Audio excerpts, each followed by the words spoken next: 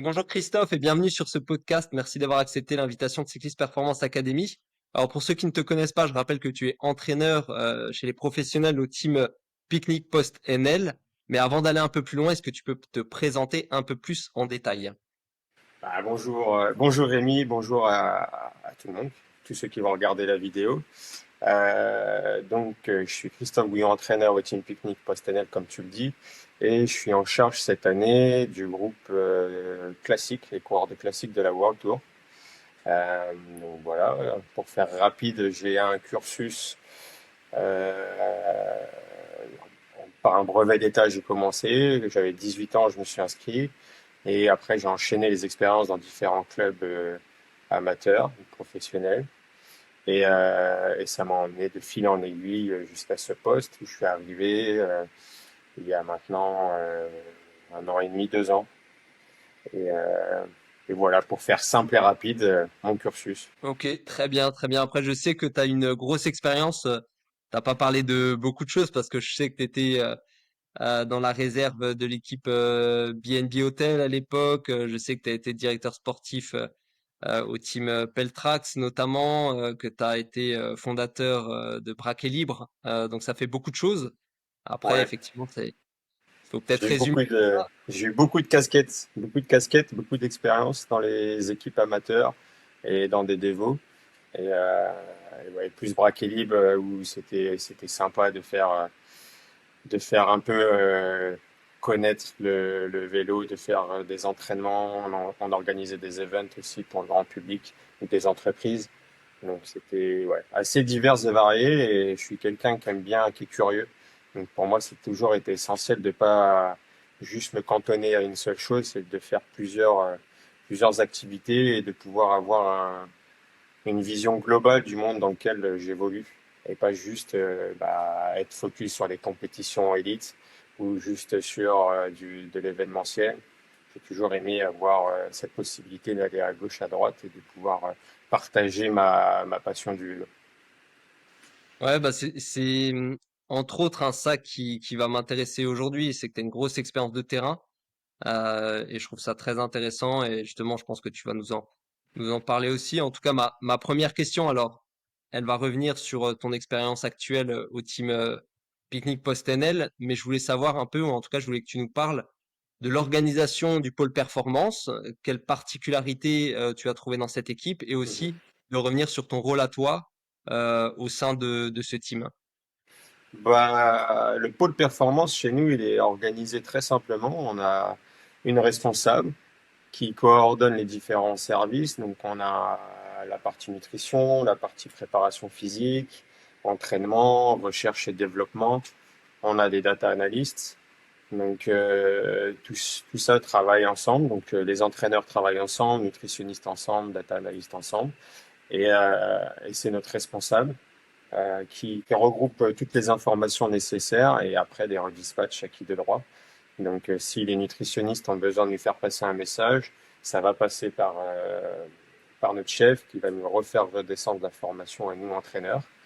Et pareil, après, s'il y a des directeurs sportifs, ils vont d'abord passer par notre responsable et après, va nous poser les questions.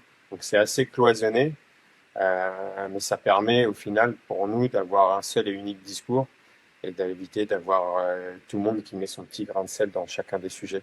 Donc, c'est vraiment ça pourrait paraître un peu inhumain et ça manque d'échange, mais au final, ça permet de limiter les zones d'ombre, d'éviter d'avoir beaucoup de gens qui mettent leur grain de sel, qui donnent leur avis. Et ça nous permet d'aller tous dans une même direction et d'avoir tous le même discours auprès de nos athlètes. Donc c'est un avantage de ce côté-là important. Après, au sein de la cellule performance, je pense que on est quand même une bonne vingtaine parce qu'on est 5 entraîneurs, on doit avoir 3 nutritionnistes, un ou deux sur recherche et développement, 2 data analysts, plus d'autres personnes qui gravitent. Donc ça fait un pôle quand même assez important. Ouais. Ok, non mais c'est intéressant. C'est vrai que on connaît, enfin moi en discutant avec toi notamment, hein, mais pas que, je connais un peu la réputation de cette équipe avec ce cloisonnement-là, et je trouve que c'est particulier et en même temps c'est intéressant. J'ai l'impression qu'il y a une grosse spécialisation. En tout cas, toi. si j'ai bien compris, tu t'occupes purement des plans d'entraînement et par exemple, toi, tu vas pas, après chez les professionnels, ça se fait beaucoup comme ça, bien sûr, mais tu vas pas mettre, comme tu le dis, ton grain de sel dans la nutrition, dans ce genre de choses?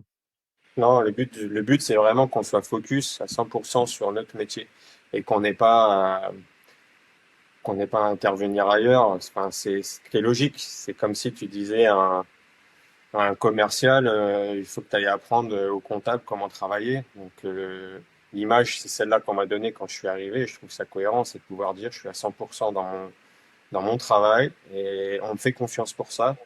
Et de l'autre côté, moi aussi, de faire confiance à tous mes collègues. C'est les meilleurs dans leur domaine.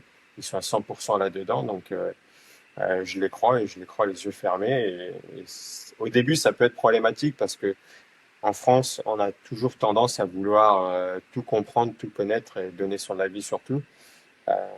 Donc, quand je suis arrivé, j'avais du mal à faire confiance. Et au fur et à mesure que j'ai appris que je pouvais faire confiance, qu'il n'y avait aucun problème et qu'ils étaient tous des experts et que au final, les choix qu'ils faisaient, c'était les bons moments et il fallait que je l'accepte.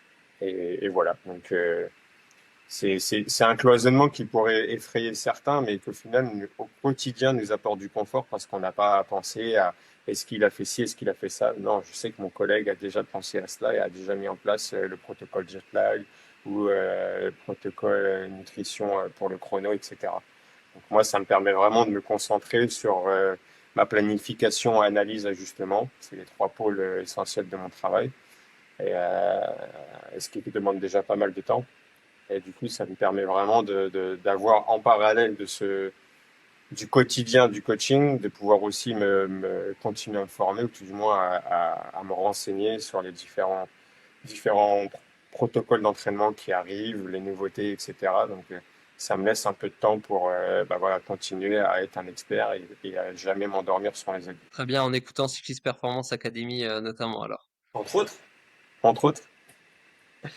Et sinon, par rapport, après, je sais que tu es chez les professionnels maintenant, World Tour en plus. Avant, tu étais plus t'étais chez les amateurs en France, mais est-ce que tu as noté des grosses différences en arrivant au team Picnic Post-NL? Est-ce que tu as appris des choses que tu ne connaissais pas avant? Ouais, sur mon passé, c'est vrai que j'ai fait beaucoup les jeunes pendant pendant une bonne quinzaine d'années, j'ai fait que des jeunes et de la dévo. Donc c'était intéressant, c'est toujours intéressant. Et en arrivant dans la dévo de DSM, ça s'appelait comme ça à l'époque, euh, ouais, j'ai trouvé vraiment que c'était une dévo au sens que je l'ai toujours imaginé, c'est qu'il y avait vraiment des liens forts avec l'équipe pro, parce que c'est la même équipe au final. Les trois équipes, on a les mêmes moyens, on a les mêmes experts, on a les mêmes réunions et tout va dans la même direction. Donc, les coureurs de la Devo sont des coureurs de World Tour,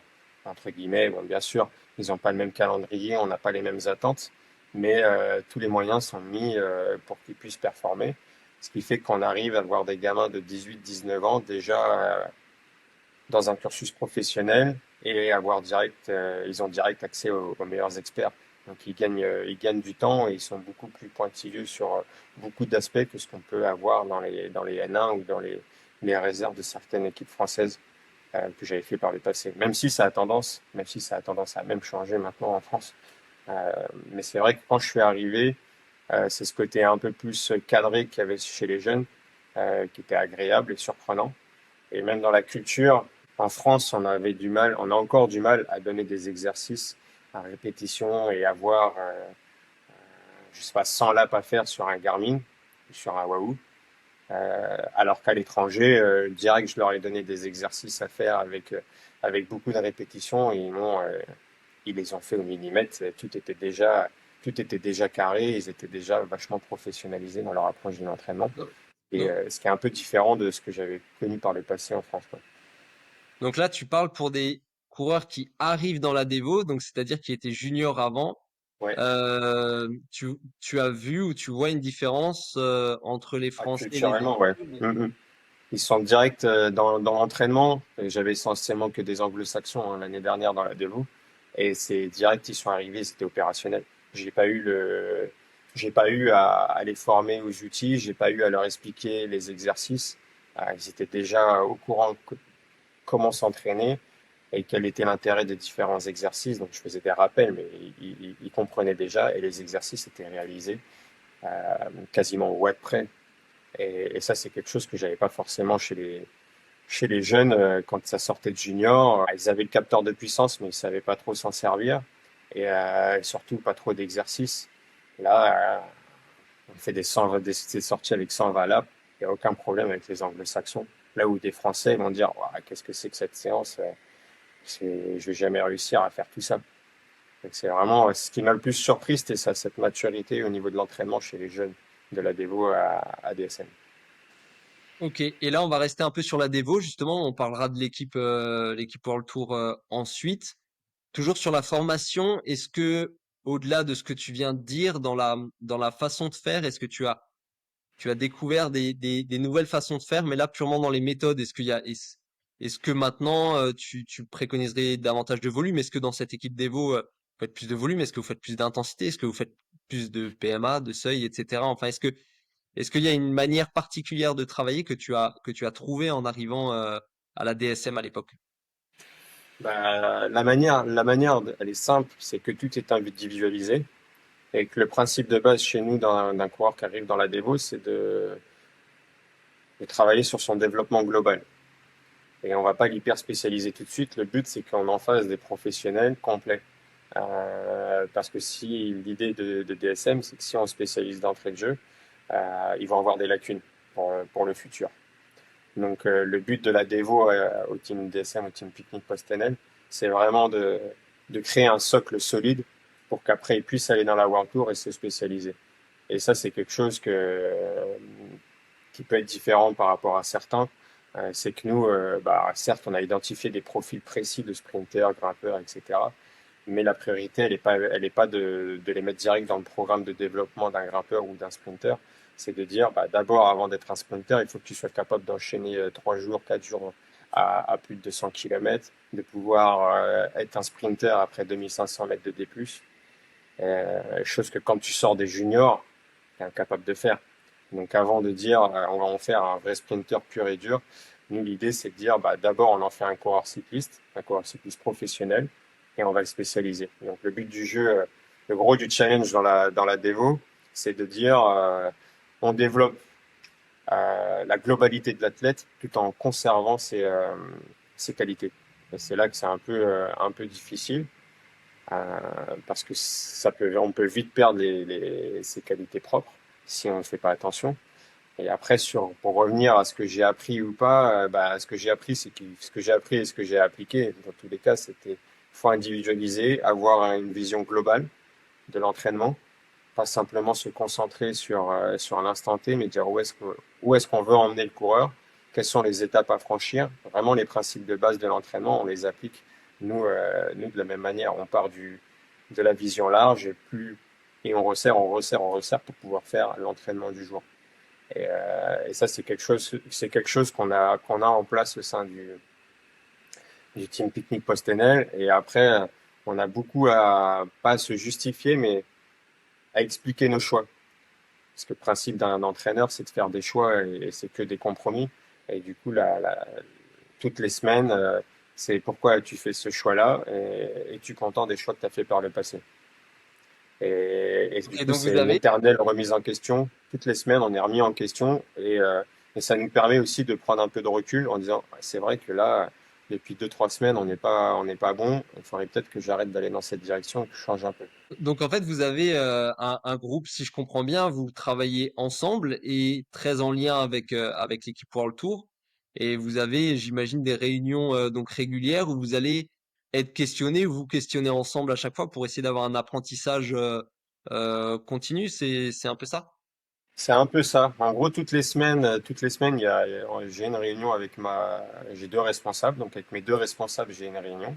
Euh, et on décortique ce qui a été ou pas la semaine ou les semaines passées. Et, euh, et on se projette. Donc, les choix qui sont faits pour les prochaines semaines.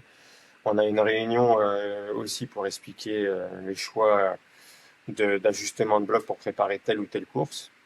Et après, tous les entraîneurs ensemble, on a une réunion dès qu'on en a le besoin. Par exemple, demain, on a une réunion parce qu'il faut qu'on finalise le programme du camp d'entraînement en haute altitude.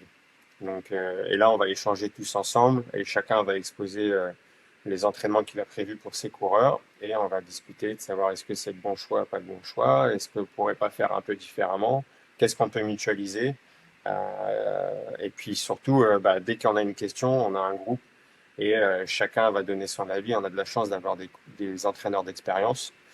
On a aussi des entraîneurs curieux. Donc, dès qu'on a une question protocole chaleur, je sais que dernièrement, on a fait une mise à jour parce qu'il y avait il y avait quelques petits ajustements à faire. Donc, il y a un des entraîneurs qui a pris le lead là-dessus. On a sur les stages altitude, pareil, s'il y a des questions sur est-ce que je dois faire ou pas faire telle ou telle intensité, on va échanger tous ensemble, ce qui permet au final, dès qu'on a une question, de pouvoir partager les expériences et de faire le choix le plus judicieux pour l'athlète en question. Ouais, d'accord, d'accord. Non, mais c'est intéressant. Et pour revenir sur un peu sur la charge globale, toujours chez les jeunes, est-ce que parce qu'on en tout cas ce qu'on note, c'est une des performances de plus en plus jeunes, Ouais. en tout cas des coureurs de plus en plus performants tôt, et des charges certainement, et les charges qui vont avec, donc des charges de plus en plus importantes. Est-ce que c'est quelque chose déjà que tu notes de par ton cursus, cette évolution? Et qu'est-ce que t'en penses aussi si c'est quelque chose que tu constates? Le constat, c'est que les coureurs s'entraînent beaucoup plus. En junior, il y a 10-15 ans, ça s'entraînait 12 000 kilomètres par an. Là, maintenant, un junior top niveau, il va s'entraîner 20 000 kilomètres par an. Ça, forcément, ça influe sur la performance et c'est pour ça qu'on a des coureurs qui se réveillent beaucoup plus tôt. Après, est-ce que c'est une bonne ou une mauvaise chose? Ça, c'est le temps qui nous le dira. Moi, je me projette un peu en tant qu'entraîneur et je me dis, bon, si à 18 ans, il a déjà 22-24 000 kilomètres, euh, dans 10 ans, qu'est-ce qu'il va falloir que je fasse pour le maintenir au niveau? Je pense que j'arriverai, peut-être qu'on continuera à le faire progresser, mais au moins le maintenir à niveau, quelle séance je vais pouvoir imaginer?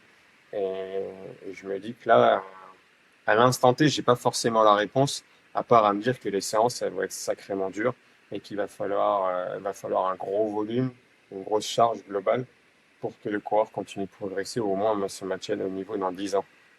À l'instant T, oui, on a les résultats, les gamins sont performants, ils cartonnent. On a des pépites qui sont hors normes, mais on a aussi des coureurs normaux. Et c'est ces coureurs normaux-là qu'il faut réussir à se projeter et à dire, OK, la charge, elle est quand même 30-40% plus élevée que ce qu'on avait par le passé. Donc forcément, on a des niveaux supérieurs, mais est-ce qu'on va dans la bonne direction et est-ce qu'on va réussir à apporter les réponses nécessaires quand ils auront atteint leur top maturité? Ça, c'est une question que je me pose à l'instant T et j'ai pas forcément les réponses, ça c'est sûr. Ok, très bien. Et tu parlais, tu disais que ça s'entraînait plus, et on a eu cette discussion. C'est pour ça que je viens à ça. On a eu cette discussion récemment sur, en parallèle, les compétitions. Euh, je trouvais ton point de vue intéressant. Est-ce que tu peux nous dire un peu ce que tu en penses? Parce qu'on voit, et même c'est un peu le message qu'on porte en tant qu'entraîneur, souvent de plus s'entraîner et donc de moins courir. Et au niveau professionnel, ça a l'air de très bien fonctionner. Mais toi, il me semble que tu avais une vision un peu différente pour les jeunes. Je parle pas forcément de la catégorie junior, Ouais. mais peut-être même des catégories encore avant et de la catégorie junior. Moi, je pense que même junior, je vais la mettre dedans. Chez les pros, je suis d'accord sur le fait qu'il nous faut des périodes d'entraînement fortes. Parce que quand les courses s'enchaînent, euh, on n'a plus le temps de faire des entraînements intéressants. Une classique, tu vas avoir 240 kilomètres, tu vas mettre 2-3 jours à t'en remettre parce que tu as fait toute la course à bloc. Et derrière, tu as 3 jours à t'en remettre. Tu peux peut-être réussir à caler une séance qualitative et puis tu repars direct sur une nouvelle course. Et t'as pas le temps de t'entraîner. Et du coup, oui, c'est intéressant d'avoir des blocs d'entraînement pour ce type de coureurs qui sont déjà au top niveau mondial. Après, chez les jeunes, je suis pas convaincu qu'on mette 3 jours à récupérer d'une course de 50 kilomètres chez les cadets, par exemple. Ou chez les juniors, quand ils font 100 kilomètres, je pense que ça récupère beaucoup plus vite qu'un coureur World Tour qui a fait 250 kilomètres. Donc je me dis que dans la semaine, tu as le temps de pouvoir caler des entraînements qualitatifs, quitte à ce que sur certaines courses, ils soient pas à 100%. Mais pour moi, la course, elle doit faire partie du cursus de formation. Euh, c'est pas en arrivant en World Tour qu'on doit apprendre à se placer, à se protéger du vent, à anticiper les vagues, à anticiper les chutes. Il est trop tard. Donc toute cette expérience-là, elle est acquise, c'est des réflexes qu'on a dès les plus jeunes catégories, dès les cadets et les juniors. Donc pour moi, courir, c'est essentiel pour savoir faire du vélo. Euh, j'ai l'exemple du week-end dernier, j'ai des coureurs, des jeunes coureurs que j'entraîne et qui vivent à Marseille. Ils sont partis faire une course au Luxembourg et c'était la première course de l'année qu'ils faisaient sous la pluie avec du froid. Et ils ont fait des erreurs de vêtements. Ils étaient mal habillés. Ils ont eu froid toute la course. Et ça, ok, ça marche chez les cadets, chez les juniors. Tu peux faire ce genre d'erreur, mais tu dois pas faire ce genre d'erreur à World Tour. Donc là, je pense que cette leçon-là pour ces jeunes-là va leur servir. Et ils auront plus ce problème-là sur les prochaines courses où il fera froid et il pleuvra. Donc c'est un exemple parmi tant d'autres. Mais pour moi, si tu ne le vis pas, t'auras jamais la bonne réponse. Et c'est pas en World Tour, c'est pas chez les pros que tu dois découvrir les choses. Tu dois déjà être formé. Avoir ton sac de pluie, tu dois savoir pourquoi tu vas avoir un sac de pluie. Parce que tu vas casser ta chaussure. On a encore vu sur le Tour de France, régulièrement, on casse sa chaussure. Il te faut ta paire de chaussures dans ton sac de pluie. Mais si tu l'as jamais vécu, tu vas dire, ouais, c'est pas grave, c'est pas important de pas avoir la paire de chaussures. Jusqu'au jour où, bah là, tu en as besoin, tu es sur le Tour de France, t'as pas ta chaussure, tu abandonnes l'étape, c'est un peu bête. Donc c'est vraiment des exemples et pour moi, le vivre, il y a que ça pour retenir. Et les courses, c'est essentiel. On va avoir des situations de course, des tactiques qui vont se mettre en place. Comment je dois réagir instantanément? Parce que chez les pros, certes, il y a les oreillettes, mais il y a des courses où, avant que le directeur sportif il voie quelque chose, bah c'est fini quoi. Et la prise de décision doit être instantanée. Et c'est en le vivant qu'on peut prendre des décisions rapides en disant ah ce coup-là il faut que j'y sois, c'est dangereux, il faut qu'on roule tout de suite parce que sinon on va jamais revenir. Et ça si tu le vis pas avant c'est foutu. Et chez les pros j'y mettrais aussi une nuance, c'est que on doit arriver avec l'esprit de compétition chez les pros. Et ma crainte en courant moins, en courant que 20 courses dans l'année, en exagérant, bah, c'est qu'on perde un peu cet esprit de compétition qui Alors, anime un cycliste. là, tu dis en courant 20 courses dans l'année chez les juniors ou chez les professionnels?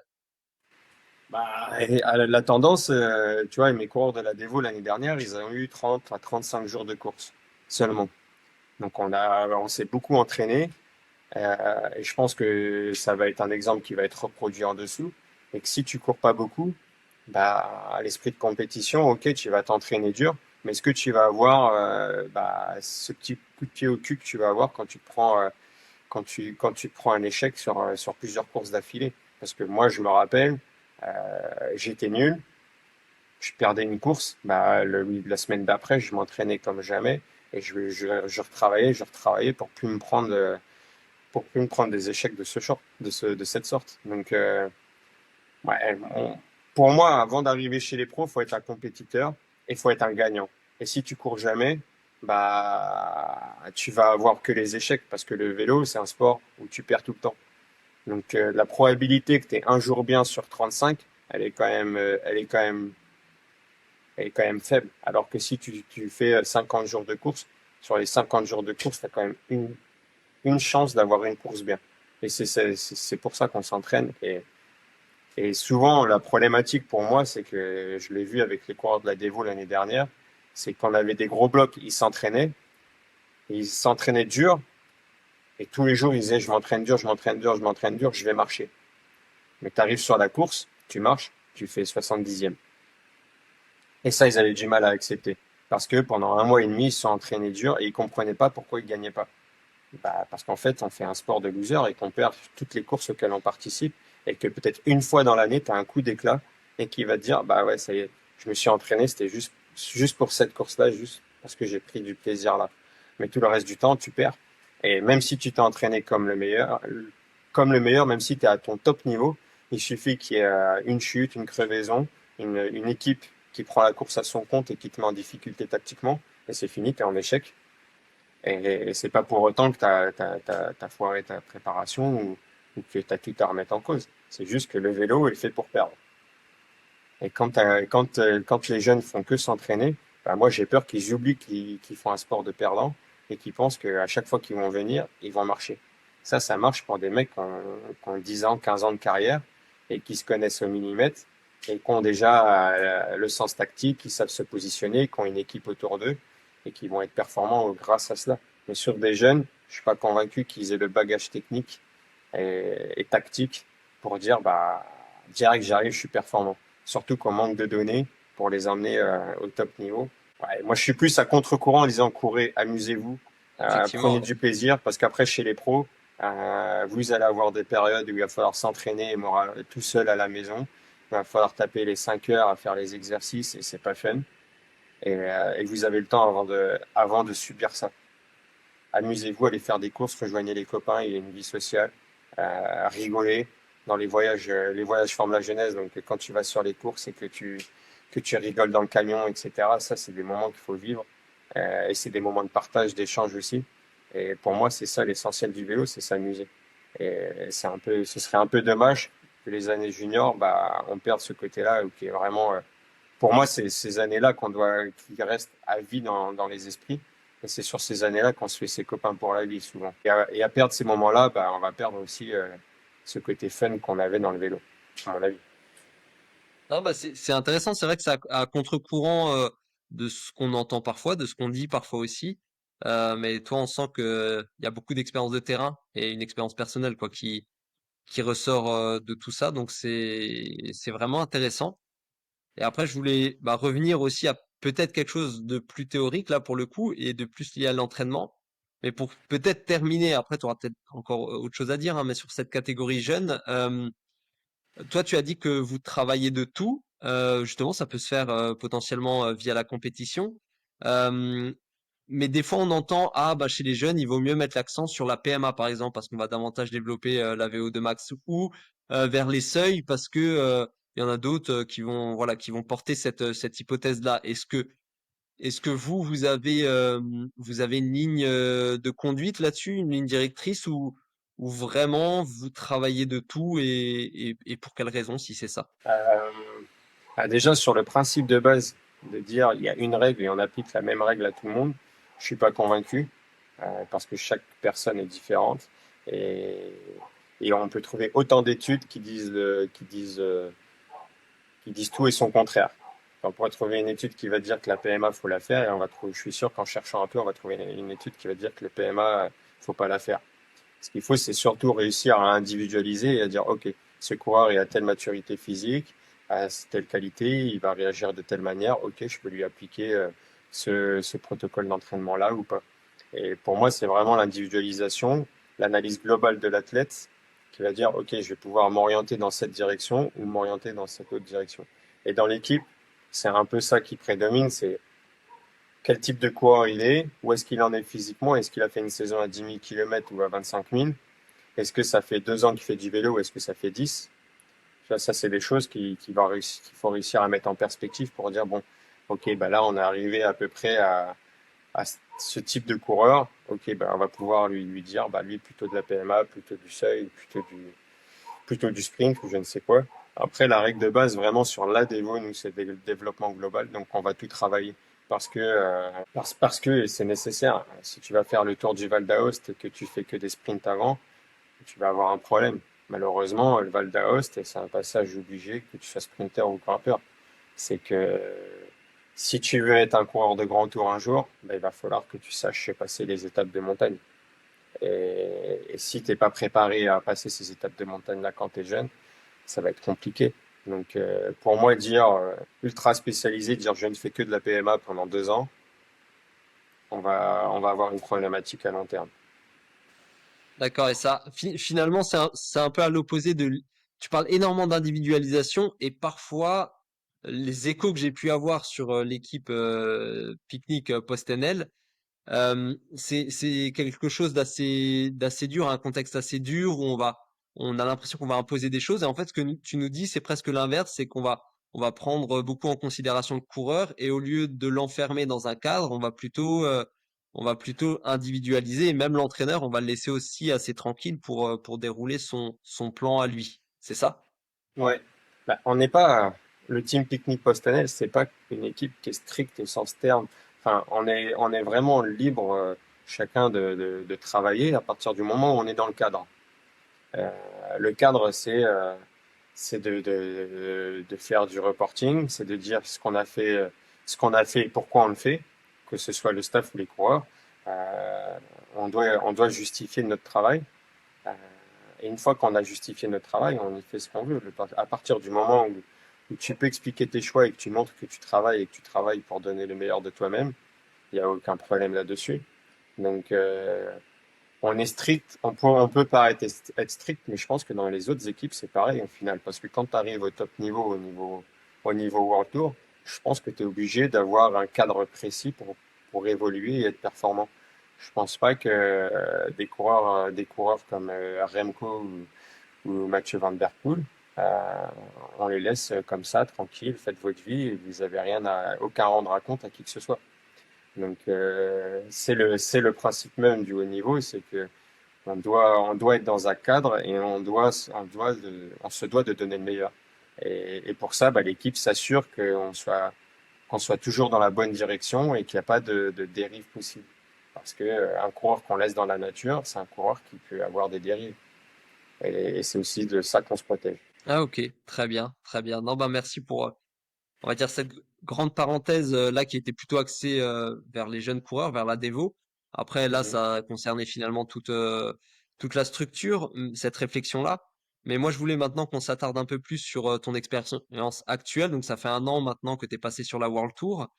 Hem, est-ce que tu as, est-ce qu'avec cette expérience-là, tu as fait évoluer des choses? Est-ce que tu as vu des choses qui t'ont un peu marqué justement sur l'entraînement d'un coureur professionnel actuel World Tour, donc au plus haut niveau mondial. Ouais, enfin, ce qui est intéressant, c'est de voir que le rythme est beaucoup plus élevé sur les courses. Et c'est vrai que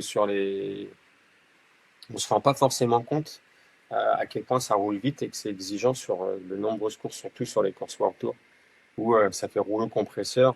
Donc toute la journée, ça roule vraiment très vite et on est tout le temps en train d'appuyer. On l'a vu sur les Strade Bianchi, on le voit sur toutes les classiques, parce que moi, c'est mon groupe classique qui compte. Et on voit que vraiment, autant avant, on pouvait avoir une échappée qui prenait 8 minutes d'avance et personne s'affolait. Autant maintenant, l'échappée, elle roule vite et le peloton continue à rouler vite derrière, à rester à 2 3 minutes seulement. Et c'est vrai que ça, c'est Toi, quelque chose qui...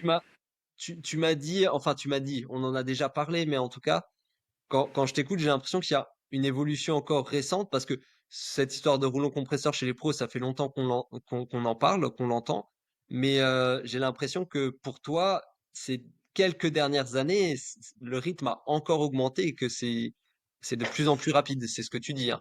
Ouais.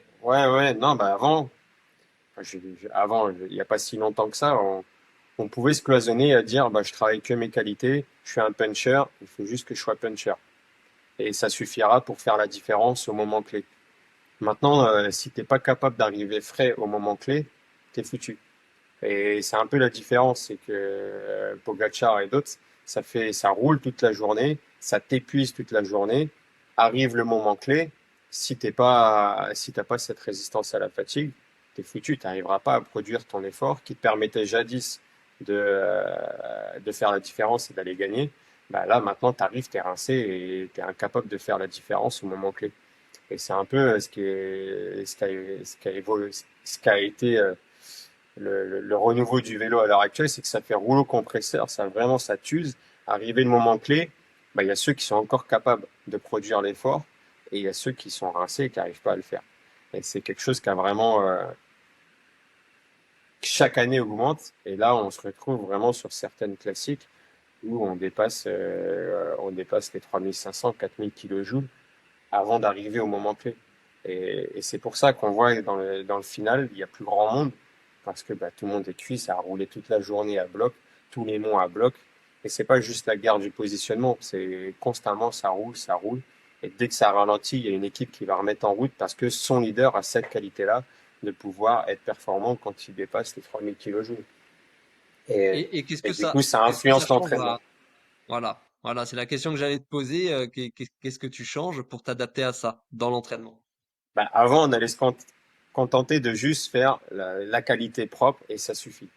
On était en France encore, bah, on fait un seul exercice. Aujourd'hui, c'est séance de PMA, je fais que de la PMA.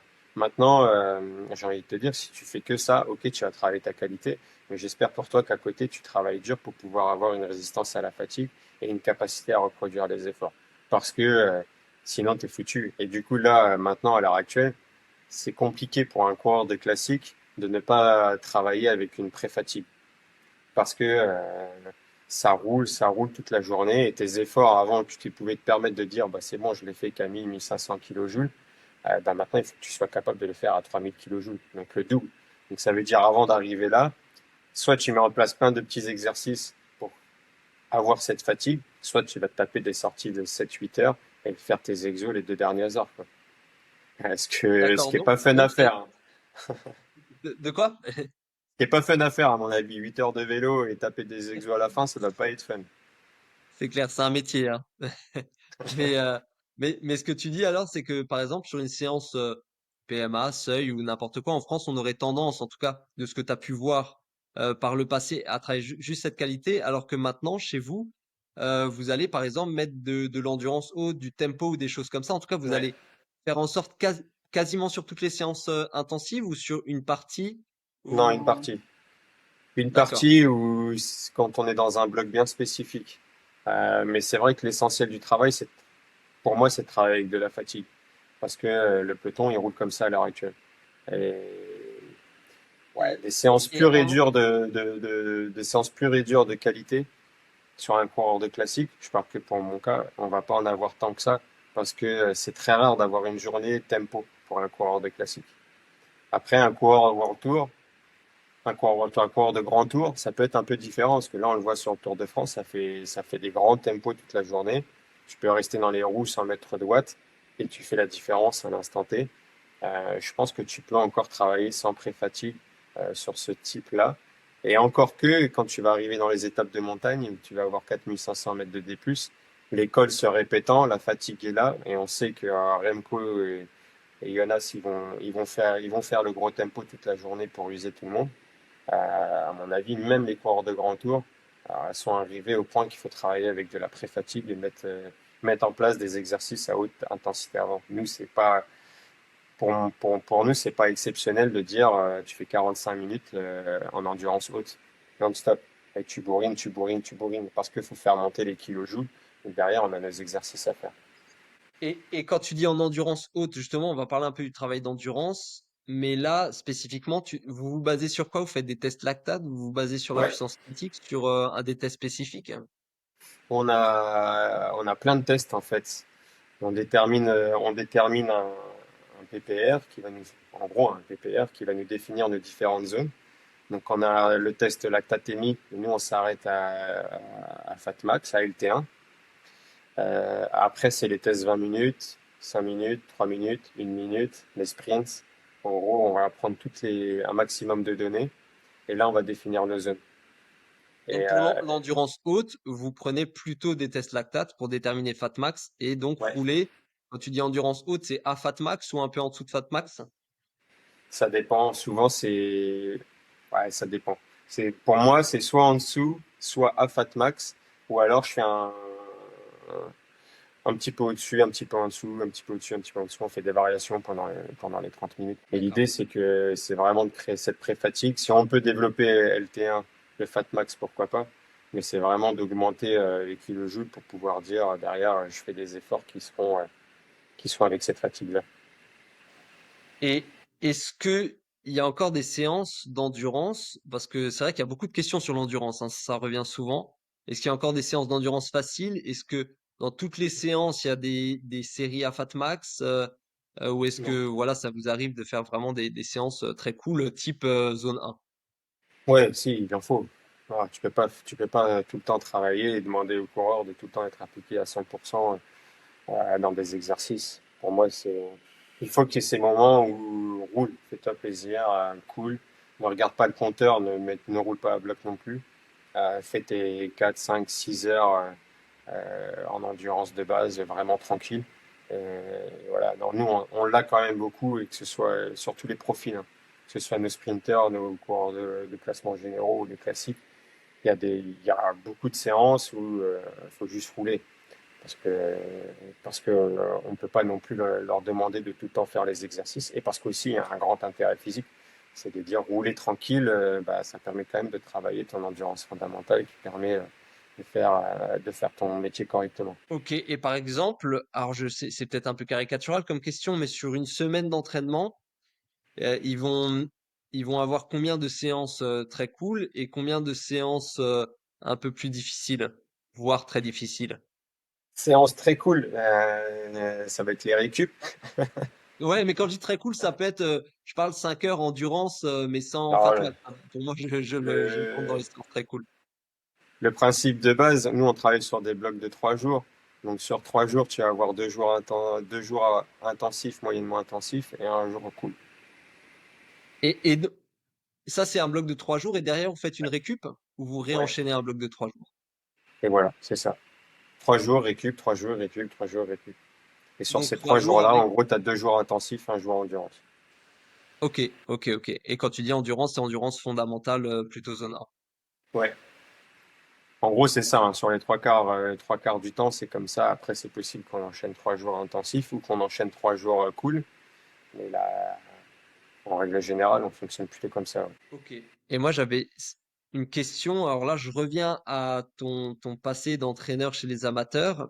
Mhm. Est-ce que ce modèle-là, notamment de rouler vite en endurance, est-ce que ça pourrait s'appliquer à un coureur, par exemple, élite, qui court tous les week-ends? Est-ce voilà, comment t'adapterais ça à ce type de coureur? Parce que moi, je me pose la question, c'est pour ça que je te pose. Ouais, ouais, ouais. Non, mais c'est une bonne question. Et je répondrai toujours par la même chose. Où est-ce qu'on en est avec ce coureur?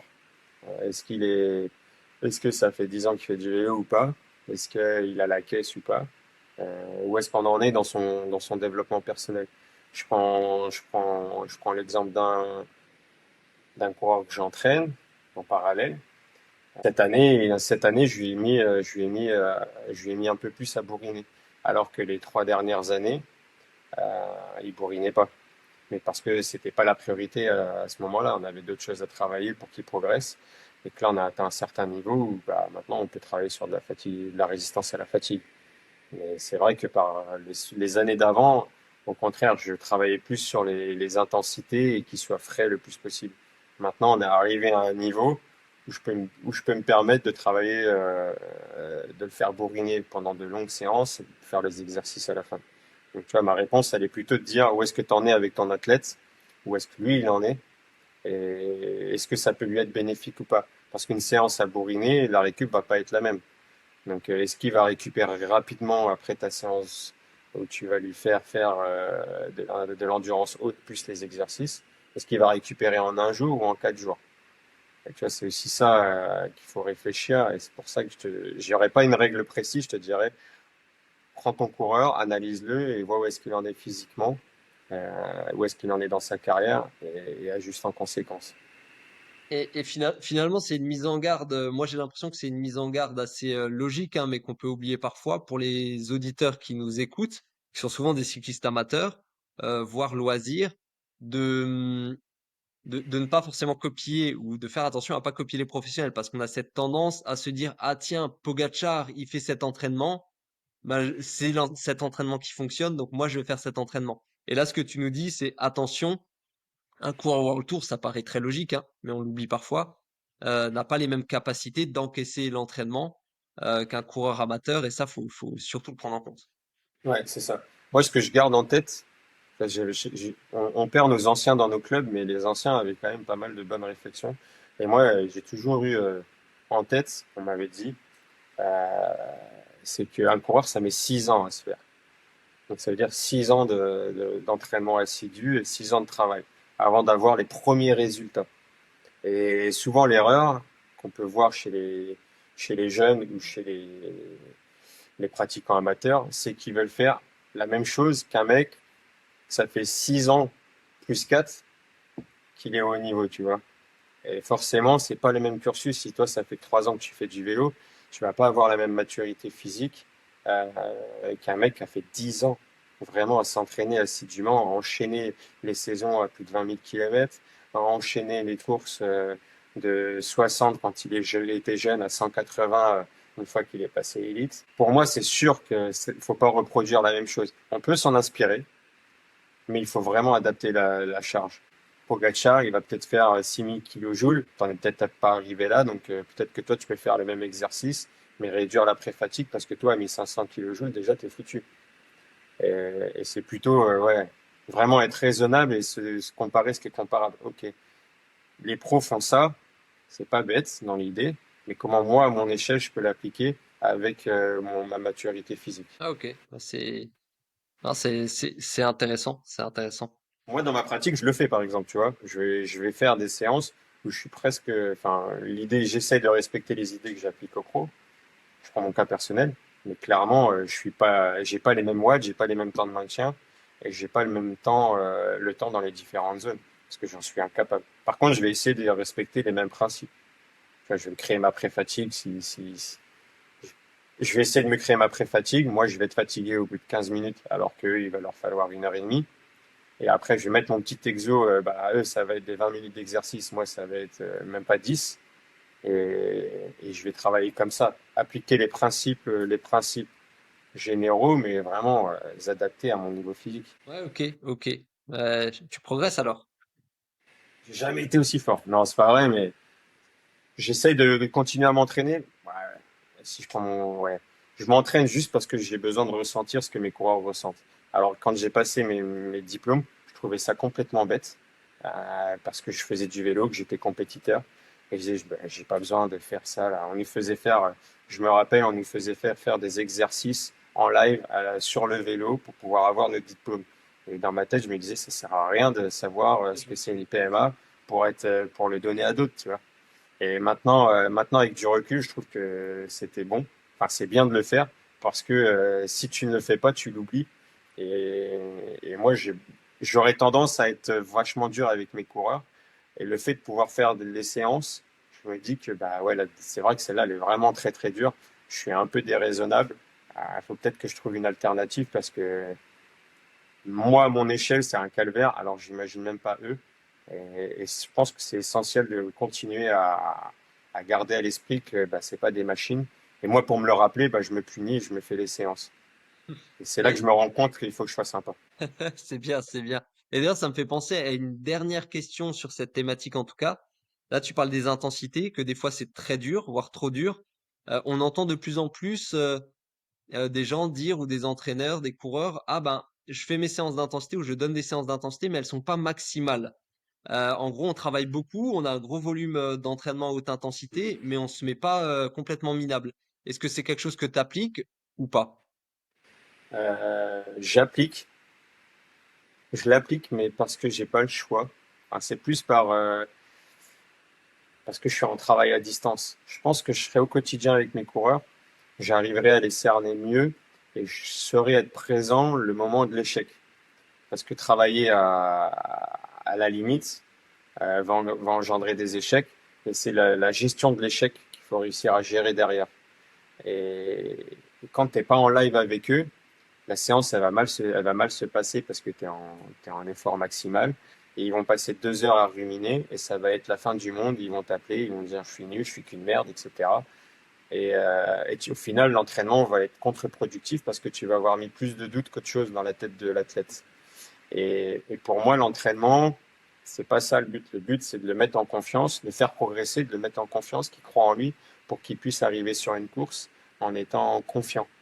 Et du coup, à l'heure actuelle, ouais, je fais plus d'entraînement où je vais pas trop chercher la limite. Je vais être juste en dessous de la limite pour être sûr qu'ils soient pas en échec et qu'ils gardent la confiance en eux pour arriver en course en étant ultra motivés.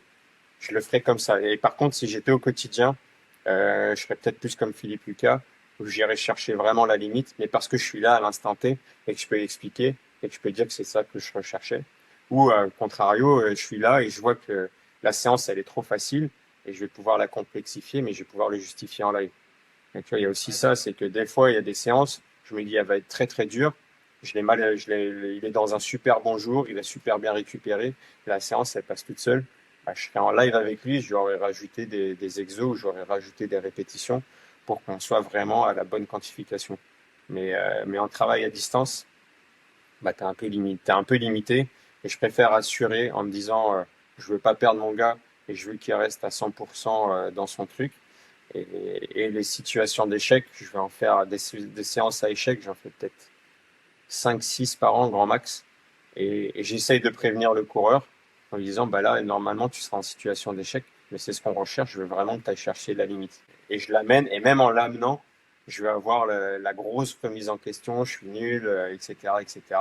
Et là, tu mets du temps avant de t'en sortir, de le remettre en confiance, etc. D'accord, OK. Non, mais c'est très intéressant.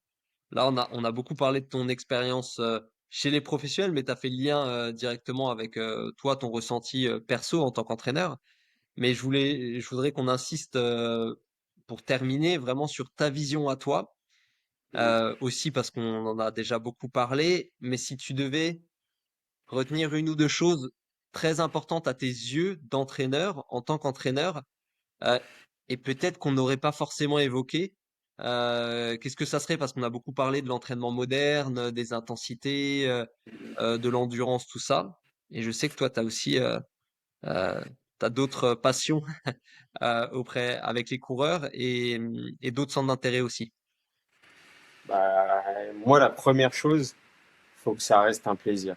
Que ce soit un coureur world tour, un amateur, un jeune, pour moi, la priorité, c'est le plaisir. C'est un coureur heureux, c'est un coureur performant. Et le plaisir apporte de la performance. Donc certains, Mais ça, juste, je te coupe, mais parce que on entend beaucoup ça, mais c'est vrai que ça paraît des fois être quelque chose d'un peu bateau. On se dit, mais qu'est-ce qu'il y a derrière? Est-ce que c'est vrai ou est-ce que c'est pas juste une manière de dire? Euh, Toi, tu crois que c'est profondément important pour la performance plus ouais, que de suivre le bon ouais, programme d'entraînement, les bons watts, etc. ouais, ouais, totalement. Pour moi, il faut que le mec soit heureux. C'est la seule chose. C'est la première chose que je dis quand je commence avec un coureur. Je lui dis la première chose qu'il faut qu'on mette en place, nous, c'est que tu sois heureux. Un coureur heureux, c'est un coureur qui va à l'entraînement sans rechigner, qui va faire les exercices à 100% sans se dire ah ouais, je suis nul ou à penser sa copine qui l'a largué ou je ne sais quoi. Voilà, il va être à 100% dans son truc et du coup, on va avoir des bons exercices, on va avoir des bons entraînements. Donc pour moi, la priorité, je leur dis, il y a 3 règles à respecter. C'est un, il faut que tu sois heureux. Tout ce qu'on fait, c'est pour que tu sois heureux.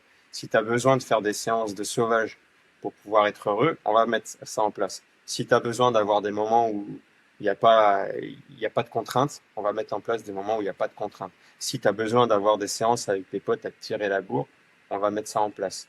Donc c'est vraiment la première règle, c'est sois heureux. Et en étant heureux, on aura des résultats quoi qu'il arrive, quoi qu'on fasse à l'entraînement, ça marchera parce que tu as envie de le faire et que tu y crois. Après la deuxième règle, je leur dis que c'est la communication. Donc pour moi, c'est essentiel. Il faut qu'on communique, il faut qu'on comprenne l'un et l'autre ce qu'on attend et ce qu'on ressent.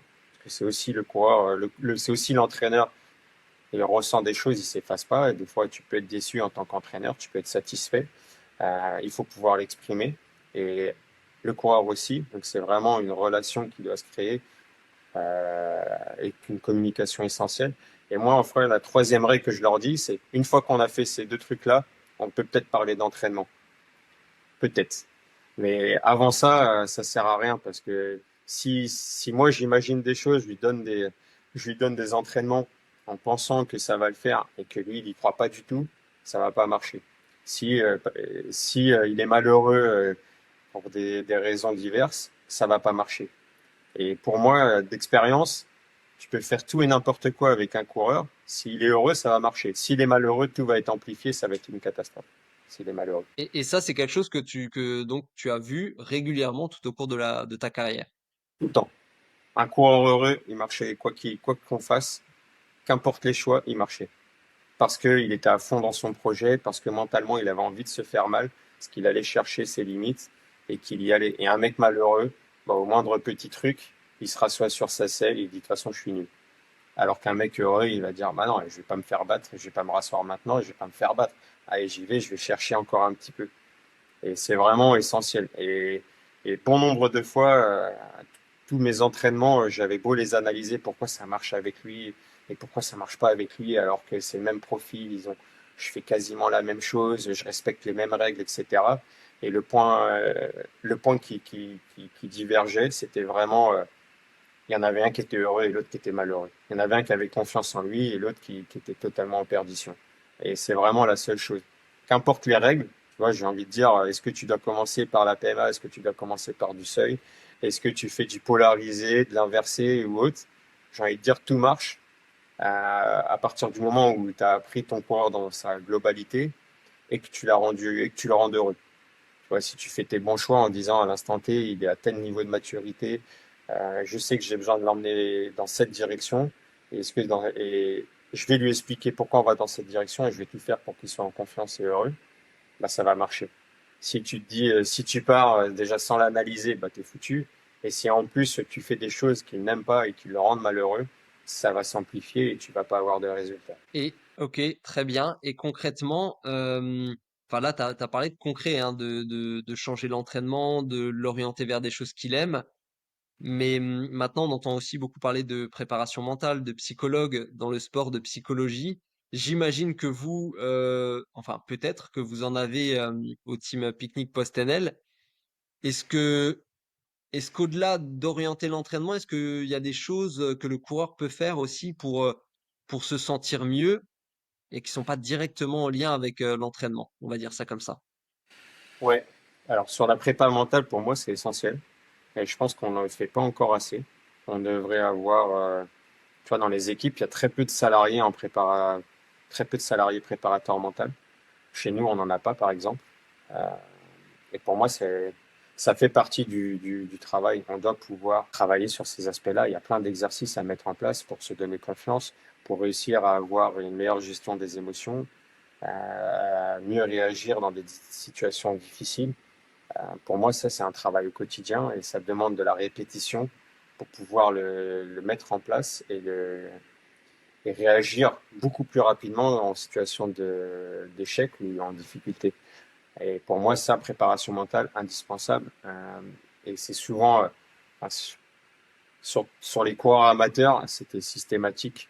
Sur les équipes que j'ai eues, j'avais intervention d'un préparateur mental et je faisais en sorte qu'il y ait une intervention régulière au moins tous les mois pendant plusieurs cycles, vraiment pour les initier et après les inciter à continuer tout au long de l'année. Pour moi, c'était indispensable. Et encore maintenant, tu vois, j'ai des coureurs qui étaient à Loudiac, donc la réserve de BNB Hotel. Et ça va faire 3 ans ou 4 ans. Et ils continuent avec la même préparatrice mentale. Et ce qui montre très bien qu'il y a un intérêt et que c'est un travail de longue haleine pour pouvoir trouver bah, les bonnes réponses aux différents stimuli mentaux qu'on peut avoir. Et après, tu m'as Bien. posé une autre question, je crois. Non, mais c'était, pour moi, c'était ça. T'as répondu. Il me semble pas que j'attendais D'accord, moi ça va alors. une autre réponse. Mais en tout cas, on arrive à la fin de ce podcast-là. Donc déjà, merci hein, d'avoir répondu à ces questions. Et si jamais tu as envie de rajouter quelque chose qui n'a pas encore été dit, ben, n'hésite pas, c'est le moment. Après, si c'est bon pour toi, on peut aussi Ouais, clôturer. juste la règle de base, franchement, enfin, c'est essentiel, c'est amusez-vous. Qu'importe. Enfin, souvent, je vois, il y en a beaucoup, ils se prennent la tête à vouloir faire des entraînements précis, calibrés, etc. Euh, Avant ça, il faut être heureux, tu vois. Il faut vraiment que vous preniez un plaisir à faire cet entraînement. Et il ne faut pas que l'entraînement devienne une contrainte. L'entraînement, c'est juste une étape pour prendre encore plus de plaisir. Parce qu'on va réussir un objectif, ou au moins on aura tout mis en place pour être performant à l'instant T. Et c'est la seule chose qui doit rythmer la vie d'un cycliste, qu'il soit professionnel ou amateur, c'est de prendre du plaisir. Et tous les choix doivent être faits en fonction de ça. Et je le dis encore à mes jeunes, ils me posent souvent la question, qu'est-ce qui est le mieux? Souvent, c'est une question qu'on a en tant qu'entraîneur. Qu'est-ce qui est le mieux? Entre est-ce que je dois faire un stage ou est-ce que je dois courir? Est-ce que, il vaut mieux que je fasse ci ou est-ce que je veux? Bah, ma réponse, elle est systématique. Qu'est-ce que toi, tu as envie de faire? Qu'est-ce que toi, te rend heureux de faire? Et ok, c'est bon, je m'adapte après. Je veux pas le frustrer. Tu vois, je veux pas frustrer un coureur en disant, ouais, ben non, cette idée-là, elle est pas bonne. Et du coup, il est frustré, il va ruminer ça pendant plusieurs semaines. Il m'a frustré, il m'a frustré, il m'a frustré. et au final, on va avoir que des effets négatifs. Donc, je préfère dire, toi, qu'est-ce que tu as envie et m'adapter plutôt que d'imposer et d'avoir un coureur qui rechigne à la tâche. Et c'est vraiment, moi, si j'avais une règle, c'est prenez du plaisir. Et à partir de là, tous les choix seront beaucoup plus faciles à faire. Ok, super. Ben, je trouve que c'est une très très bonne conclusion. Et en plus, je suis tout à fait d'accord avec toi. Donc merci encore pour cet échange, pardon. Franchement, c'était Merci top. à vous. Et donc, on se dit à bientôt avec Sixis Performance Academy et à très vite. Yes, plus.